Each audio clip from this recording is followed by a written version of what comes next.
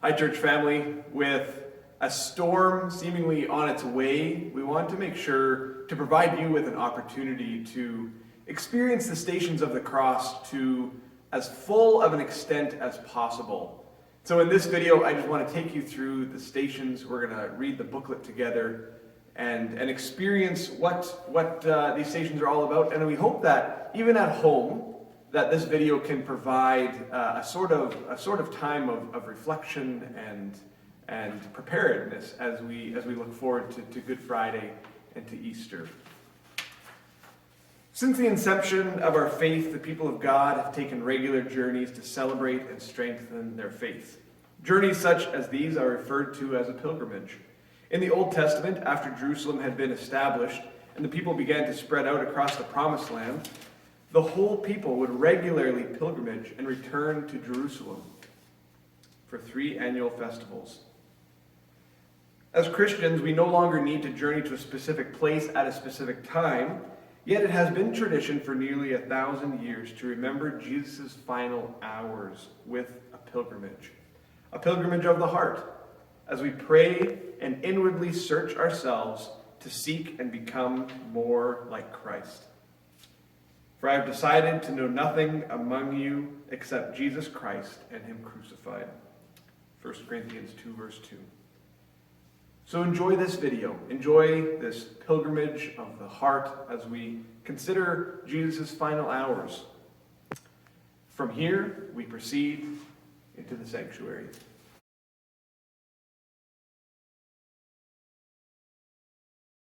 Included in the email where you found a link for this video, there'll also be a copy of this booklet. So I encourage you to follow along as I won't necessarily read the booklet in its entirety as we go through. Our first station, we find the Last Supper. Following the traditions given to Moses in Exodus 12, the festival of unleavened bread was a celebration and a symbol of humility before God. When Jewish people observed this feast, they humbled themselves and remembered God's deliverance from death. It was this very same meal that Jesus was having the night of the Last Supper.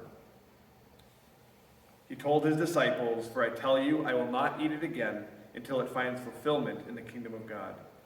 After taking the cup, he gave thanks and said, "Take this and divide it among you.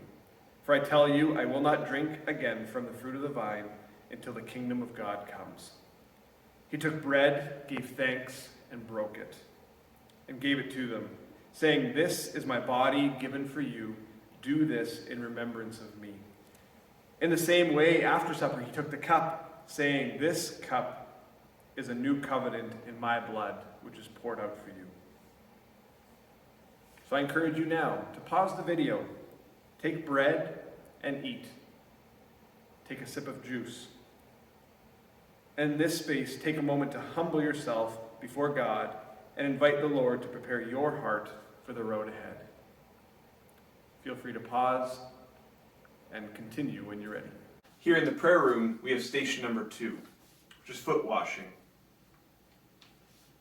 The evening meal was in progress, and the devil had already prompted Judas, the son of Simon Iscariot, to betray Jesus.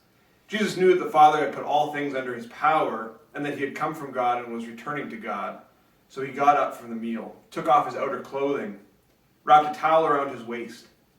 After that, he poured water into a basin and began to wash his disciples' feet, drying them with a towel that was wrapped around him. Jesus shows us servant leadership in this case. And if you feel comfortable with those in your home, we invite you to offer to wash the feet of your family members. As you wash their feet, remember that Jesus lowered himself to serve us so that we should serve others.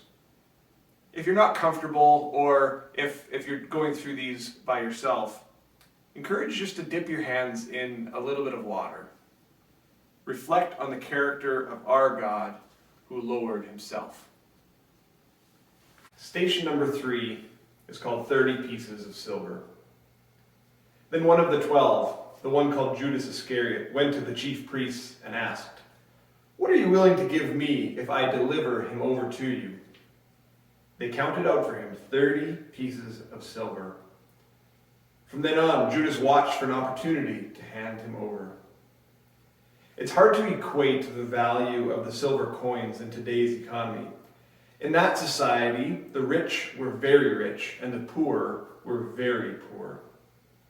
To Judas, this would have been a substantial amount of money, possibly even as much as half a year's wages. When Judas, who had betrayed him, saw that Jesus was condemned, he was seized with remorse and returned the 30 pieces of silver to the chief priests and the elders. I have sinned, he said, for I have betrayed innocent blood. What is that to us? They replied, that's your responsibility. So Judas threw the money into the temple and left, and he went away and hanged himself. Judas put a monetary value on Jesus and his relationship with him. How much is Jesus worth to you? Pick up a coin that you have sitting around home. And as you turn it in your hand, think about the value of your relationship with Jesus. And as you put the coin down again, say a prayer asking Jesus to be your everything. Here in the Heritage Hall, we have station number 4, called Simon Peter. This station calls us to remember and reflect on Simon Peter and his denials of Jesus. In John chapter 13, Jesus predicts that Simon Peter will deny him 3 times. Before Jesus' prediction would come true, not only would Peter deny him, but he would also cut off a man's ear while defending his Lord. Peter was always bold, outspoken, and zealous, but sometimes he folded under pressure. There's a little bit of Peter in all of us. We speak out loudly about our loyalty to Jesus, but when it's crunch time, we deny him. Thankfully, our sins are nailed to the cross. Galatians 5, verse 24 says, "Those who belong to Jesus Christ have crucified the flesh along with its passions and desires." This station invites you to think of some of the ways you failed to live up to your commitments to Christ. Picking up a slip of paper, writing down that failed commitment, and then invited to stick it onto one of these nails on the cross. If you're at home, you might want to consider finding a nail or something that you can just pierce through a piece of paper that you've written on, maybe even a pencil. Remembering the nail that held Jesus on the cross, and thinking of the way that our failed commitments to Christ are overcome. Station number 5 brings us to the Garden of Gethsemane and Jesus' prayer, asking God to take away the cup, if at all possible. Jesus himself, perfect as he is, struggled with what was asked of him. The spirit is willing, but the flesh is weak, the text says. Often this describes our own walk of faith. Sometimes the path that God has laid before us is a difficult one. Use this station, this moment, to reflect on the path you are on in life. Pay attention to the challenges and opportunities that God has set before you. Take a moment to pray for each one. As you finish your prayer, use the words that Jesus used. Not my will, but yours be done. Feel free to pause the video before we move on to our next station. Station 6 has us considering Pilate and his role in Jesus' crucifixion. Pilate himself states that he has no reason to give Jesus a death sentence. He wants to punish him and then release him. But the crowd shouts, "Crucify him, crucify him." And eventually Pilate grants their demands. The priests and the crowd from the beginning had already made up their mind that Jesus was guilty and needed to die. Pilate, despite not wanting to kill Jesus, succumbed to the will of the crowd. This station calls us to reflect. Are there times when you have just gone with the crowd? Are there people in your life you have seen condemned while you remain silent? Take some time to pray on their behalf and ask God to give you the courage to stand up on Christ's behalf. Station number 7 has us considering the crown of thorns that Jesus was forced to wear. Jesus was mocked as a false king with this crown of thorns. The large needles would have dug into some of the most tender flesh on his body. This was not a standard procedure for the Romans, but was done only for Jesus. This station invites us here at the church to feel the crown of thorns. While you may not have a crown of thorns at home, I invite you to just imagine the pain, just for a moment, that he endured. Think of one thing in your life that has or is causing you pain, and ask God to heal it. Here in the gym, my voice is going to echo a little bit more. My apologies for that. Jesus had to carry his own cross up the hill to be crucified between two others, the Bible says. At least 12 hours have passed since Jesus was arrested. He has endured physical beatings, psychological abuse, and he has been abandoned by his friends.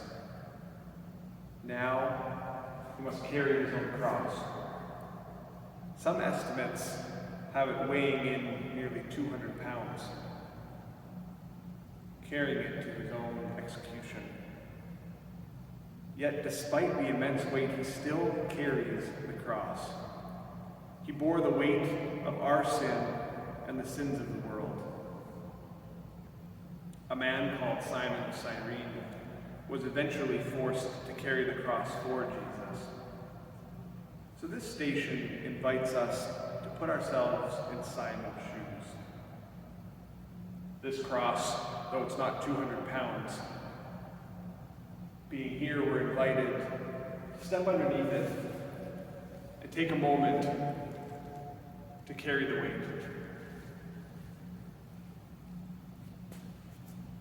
If you're at home, find something that has a little bit of weight to it and hold it just for a moment. And as you lower the weight, thank God that Jesus has already carried our sin and that we no longer have to bear that weight. We now are moving our way back into the foyer. Station number 9 is called Jesus is Crucified. It reminds us that we read in the text that people stood watching, rulers sneered at him. And as Jesus hangs on the cross and watches hatred, fear, and greed fuel the people that he loves, Jesus chooses rather to forgive. Forgiveness can be hard, messy, and difficult. Some offenses even require coming back to the moment of offense for us to best heal. This station invites us to write a name in the sand of perhaps a person we need to forgive. And spending time here to truly forgive them. Remembering forgiveness means you're letting go of your right to be angry or resentful.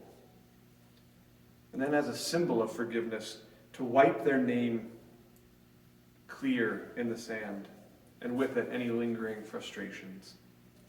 If you're going through these stations at home, consider, is there anyone that you need to forgive? Press pause on the video and spend a moment truly forgiving that person in your heart. Station number 10, called Paradise. Luke 23 says, 2 other men, both criminals, were also led out with him to be crucified. When they came to the place called the Skull, they crucified him there along with the criminals, one on his right, the other on his left. One of the criminals who hung there hurled insults at him. Aren't you the Messiah? Save yourself and us. But the other criminal rebuked him. Don't you fear God? He said, since you are under the same sentence, we are punished justly, for we are getting what our deeds deserve, but this man has done nothing wrong." Then he said, "Jesus, remember me when you come into your kingdom." Jesus answered him, "Truly, I tell you, today you'll be with me in paradise." Two criminals hung in the exact same predicament, yet one mocked Jesus and one trusted Jesus. Which one are you? There are pictures here at the station that are some representations of what paradise might be like. We know it will far exceed any picture. Take a moment to thank Jesus for the hope that we have in him. Station 11 begins our reflection on the moment of Jesus' death. After several hours of agonizing of pain on the cross, Jesus abandons himself to the weight of his body, bows his head, and dies. Right before this, he's offered a drink.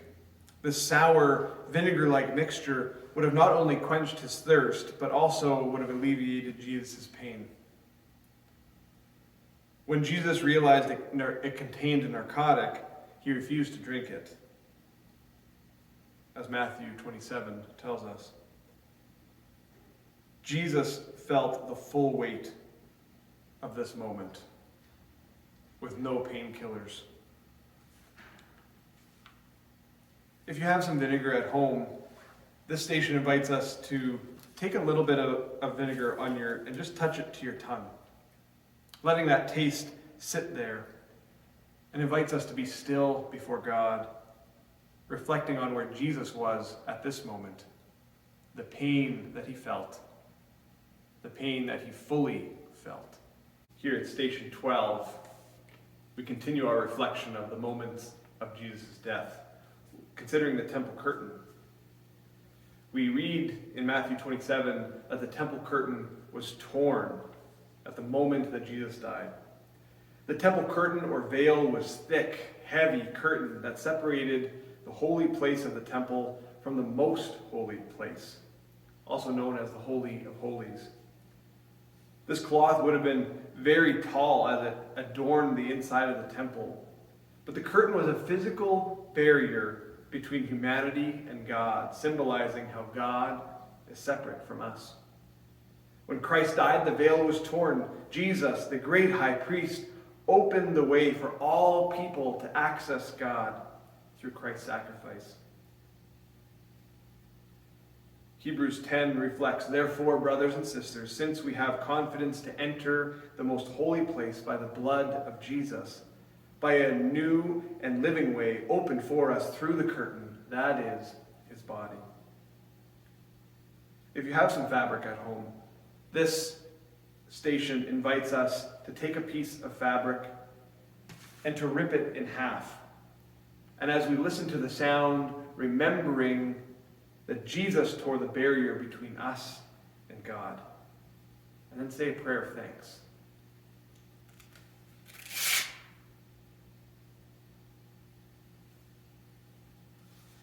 Station 13 here in the foyer, as we continue our pilgrimage and journey, asks us to reflect and consider Jesus' burial. He's buried with 75 pounds of myrrh and aloe, which is a quantity used normally only for royalty. Jesus is buried as a royal king. There are at times things that we need to bury in our own lives, getting rid of them in order for Christ to reign in our life. Here at the church, we have special pieces of paper called seed paper. When planted and watered, the seeds that are contained within this paper will actually grow into flowers. So as the booklet asks us to do, whatever we need to bury in order for Christ to reign in our life, write it on a piece of seed paper. Take it home with you. Spend time in prayer over what you wrote. Take it home and find a place to plant it. And as you nurture your plant, Look for the ways God is cultivating something new within you this Easter. If you're at home, take time to consider that in prayer. What must be buried and what is being cultivated anew in your life this Easter? And now we've reached station 14. Here we are called to remember the sign that was fastened to Jesus' cross. Pilate had a notice prepared and fastened it to the cross. It read, "Jesus of Nazareth, King of the Jews." Many of the Jews read this sign, for the place where Jesus was crucified was near the city. And the sign was written in Aramaic, Latin, and Greek. The chief priests of the Jews protested to Pilate, "Do not write, King of the Jews, but that this man claimed to be King of the Jews." Pilate answered, "I have written what I have written." Jesus' only crime was that he claimed to be the Son of God, the King of the Jews. All the onlookers that day would have read the sign. Each one would have had to make a decision.